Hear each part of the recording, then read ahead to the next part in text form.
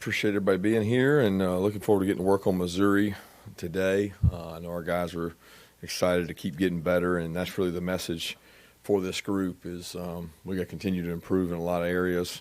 A lot of things to clean up from the tape Saturday, special teams included, but in all three phases, that'll be the goal today, to keep moving forward, getting more depth, trying to prepare our guys to get better for this game this weekend.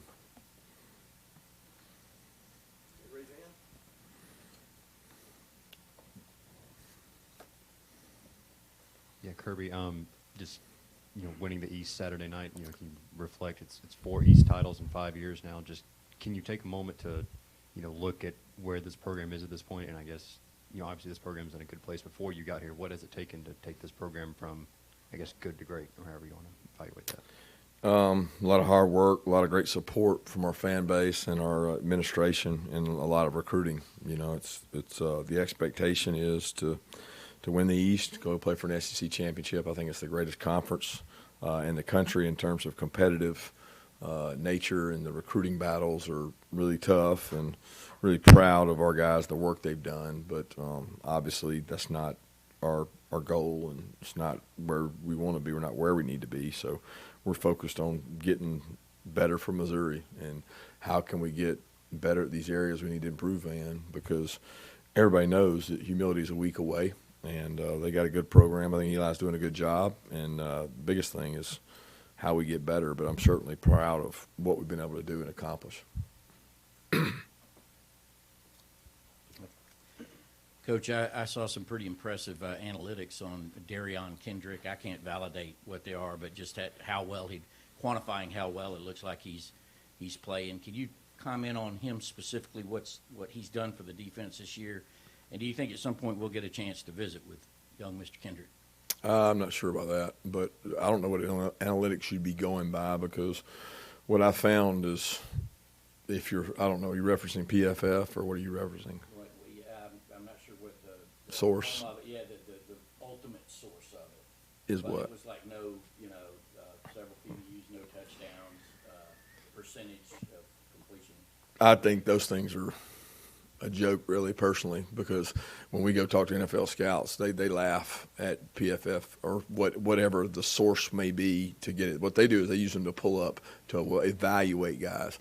But a lot of times PFF is a guy that works as another job during the day, and that's just his secondary job to chart whether or not DK or Nakobe Dean or Trevon Walker or Warren McClendon, Jamari Saylor did their job, and their evaluation is probably not as important as ours. Now, with all that said, I'm very pleased with what DK is doing, but I'm not going to base it on what a statistician says. I think statistics are for making decisions on whether you go for it or whether you don't, or whether you do this or do this, but not evaluation of players. I'm going to reserve that to the people within our building that have laid eyes on people for a long time, and DK is doing a really nice job. He's doing a phenomenal job of practice, taking notes, understanding the importance. You got to understand, DK came in with a foundation similar to what a senior would be for us, right? He played in really good defense, played in a scheme-diverse defense under Coach Venables. I've been thoroughly impressed with how he handles practice, walkthrough. He is a consummate, dedicated senior to getting the little things right. And when you correct him, he handles it really well. So everything that those guys said about him over there at Clemson, that he's very coachable, he wants to do it right, all those things have been true. So I'm very pleased with that. Can he get better on the field? Absolutely.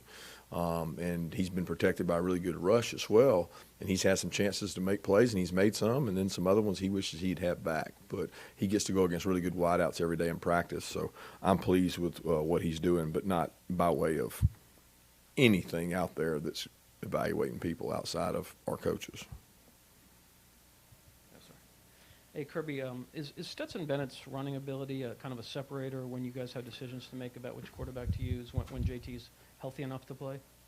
Yeah, it's a separator, but I mean, there's things JT's better at than Stetson. But it's one of the things that's a factor. I mean, the mobility in a quarterback, guys, is critical. And it's not that JT's immobile. There's nothing there that says, oh, JT it's Stetson is. Stetson's very mobile. Stetson's been able to make some plays with his feet. I thought there were, 5 or 6 plays in the game that were or his mobility was a factor. We had breakdowns, and you're going to have some on offense.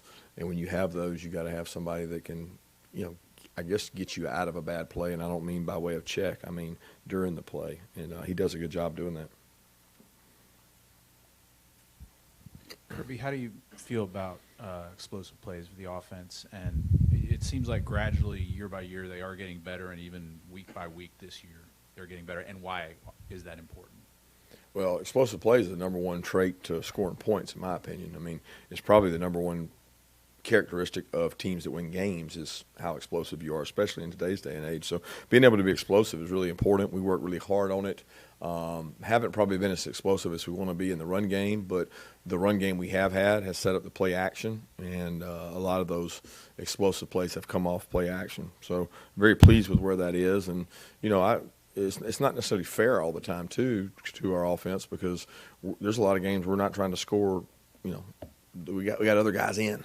So we've had some games where those guys didn't get an opportunity to score at will, to be explosive the whole game. When they've had to do things, they've done a good job of doing that, and I think that's important. But it's hard to measure us against a team that might have been in 5 or 6 or 7 really close games because they might be playing it different.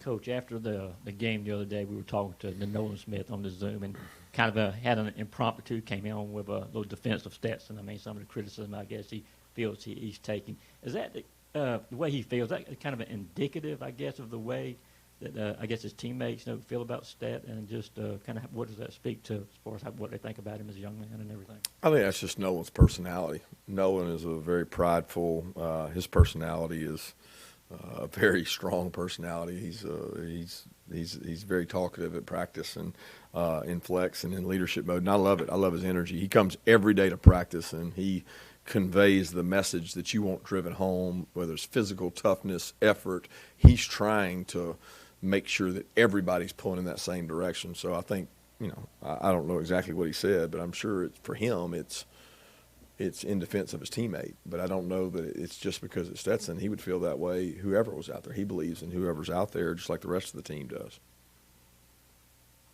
Noticed Adam Anderson had a huge club on his hand. Can you tell us what was up with him at the game this past Saturday? Yeah, he's got a UCL, a finger sprain deal that's bothering him, and felt he would be more effective in a club than in a cast. And we'd love for him to have grip, but he didn't feel like he would have grip. And a lot of times when you have the club, you actually can play without worrying about it. So the concern wasn't there of it hurting or hurting it. It was protected, but it makes it a little less effective in terms of grabbing cloth and wrapping up. You opened talking about the need to improve in a lot of areas as the season has progressed. Have you been happy with the way the players have responded to that message? I would think that it might be a more difficult message to impress upon them as the wins have mounted. No, they've been tremendous. They take the Mondays as give me my medicine. Like what do I got to get better at? So, talk to us, coach. What can we get better at? Where do we go from here? Because they understand that we're not where we need to be, and that's been a consistent theme around here for 5-6 years. That's not like all of a sudden magical this year that we just try to get better after games. Regardless of the outcome of the game, there's things you have to work on and get better at, and there's millions of things you guys don't see and aren't privy to during the game and on the tape that coaches watch that are mistakes. I mean, we had 5-6 busted coverages, but yet all they hear on TV is how coordinated the coverage is. Well, that's not necessarily true, and you guys don't necessarily know that, and you wouldn't, but our guys do, and that's what Monday's about, making sure we can clean that up. Same thing on the offensive line. If a guy moves and we miss a double team and nobody sees it and they think it's somebody else's fault, we're trying to clean those things up. We want to play cleaner on both sides of the ball, and that's what practice is for.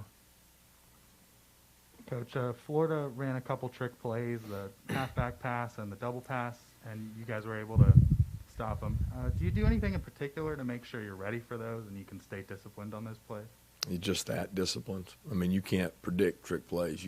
You practice trick plays, but you never practice the right ones. So it just doesn't work that way because there's infinite numbers of ways to run trick plays, and you really sell doing your job. A lot more of it is, are your eyes in the right place? Are you looking at what you're supposed to look at? Because most mistakes on defense are done because my eyes aren't where they're supposed to be. They're not where they're trained to be. And if you can get everybody to put their eyes in the right place, then you're going to be more successful. And we're not doing that at any kind of high rate because we have guys that have their eyes in the wrong place, and you can only get away with it more when you've got really good people up front. Hey, Kirby. Kierra's had his best game of the season statistically on Saturday, scores his first touchdown. How big do you think that was from him, especially as he continues to try and get healthier and healthier? Yeah, it was great. It was great to see him make a play one-on-one. Stetson gave him a hell of an opportunity. It was a great play call. It was something that we had worked all week and thought we had a shot at, and it's one of those that pays off in terms of capitalizing on it. And he's working really hard. He always works hard. He's a great leader and very pleased with what Kierra does for this team.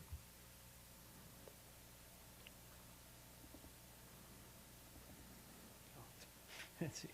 I was going to ask about Kierra too, but I'll ask instead about Podlesny in terms of, have you guys been able to pinpoint some of the inconsistencies with him, or is it just kind of the nature of a college kicker?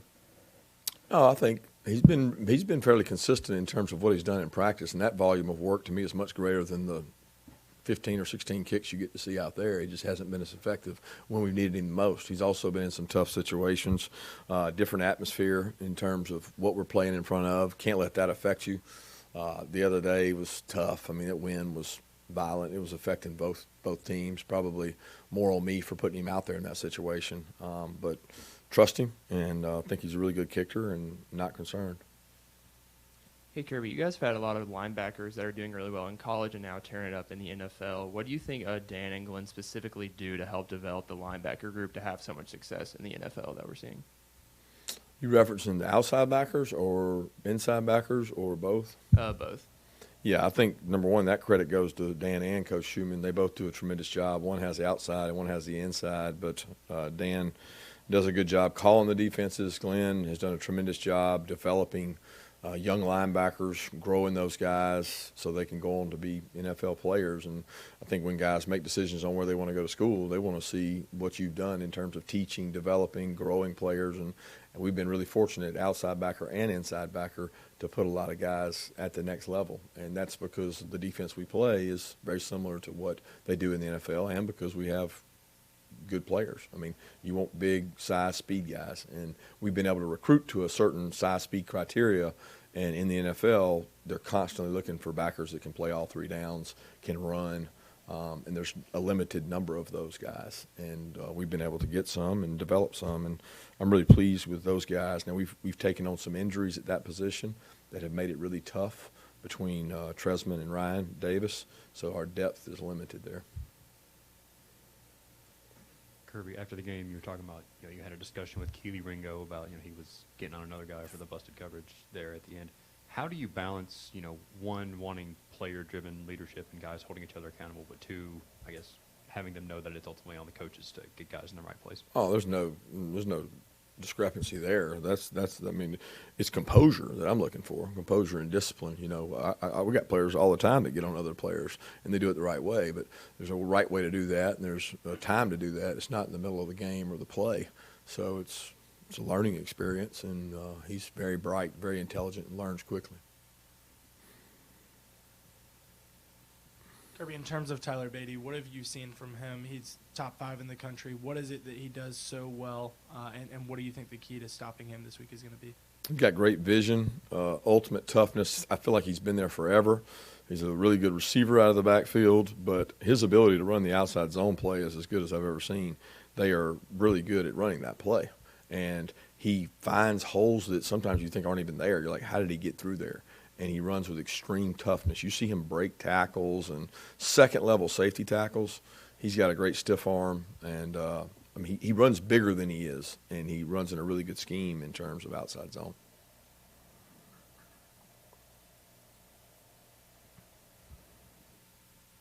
Coach, I saw you were quoted in an ESPN article recently about talking about being fortunate on defense to play behind a ball control offense.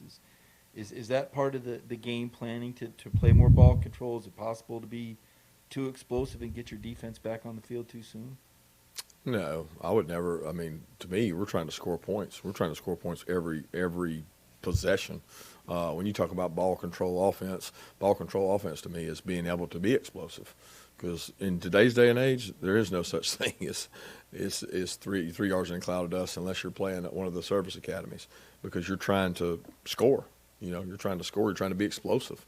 It's a lot more important to us to be explosive than to just be 3 or 4 yards. There's been some games we've had to play a little different because of maybe a defense that was somebody played, or maybe our personnel wasn't the same because we only had 4 wideouts that were effective for a game. But we've had different mentalities, and we win with whatever it is that we have to do to win that game, whatever it calls for. And I think our offensive staff does a great job of coming up with that. Kirby, do you think Zamir is getting more comfortable as the weeks go on, or is it just a situational thing where maybe his productivity is just going up for reasons other than further away from the injuries? No, I think he's been really effective. I think he's gotten a few more opportunities because of Kendall and Kenny's injuries, so his opportunity has gone up a little bit more. I think we're running the ball really well. I think our explosive nature of play action has helped him, because just like us running the ball makes it easier to be explosive in the pass game, us being explosive in the pass game complements us being able to run the ball better. So he's gotten good opportunities. He's taken advantage of it, and the design of some of the runs in the run game have helped. So I think that's a big piece of it. But I'm really proud of what Zamir's been able to do. He works so hard. I think he feels like he's completely healthy for the first time in terms of breaking tackles and having strength and not being dinged up. Kirby, with Dom Blaylock, I guess it's the hamstring that's been the biggest concern. Is there a timeline, or is it tricky with that injury? It's tricky with that injury. I mean, it's a hamstring, so they're always tricky. They're frustrating because as a coach, you just, tell me when he's ready. When's he ready? When's he going to be ready, Ron? When's he going to be ready? Well, it doesn't work that way. As long as he does what he can, he's strengthening the muscle. He's strengthening himself down there, and he's done everything we've asked, and he's trying to get back, and he's much closer this week than he was last. But it's a patient process when it comes to hamstrings. Coach saw Marcus Rosenberg saying like had a cramping or something he had during the game the other day, when he came off the field. Yeah, he had some cramps, and he was fine.